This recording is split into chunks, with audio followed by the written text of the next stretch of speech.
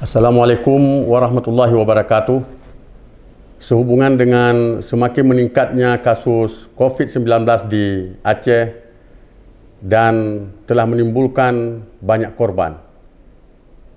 Untuk itu, kami berharap kepada seluruh pengurus masjid, BKM masjid, remaja masjid dan juga pengurus-pengurus menasah di seluruh Aceh.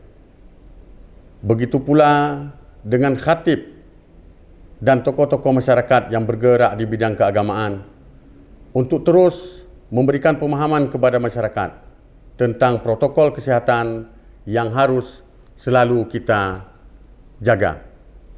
Hindari kerumunan, hindari berjabat tangan, selalu mencuci tangan, menjaga jarak dan selalu memakai masker.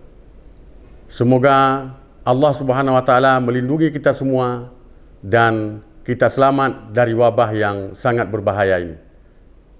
Terima kasih. Wassalamualaikum warahmatullahi wabarakatuh.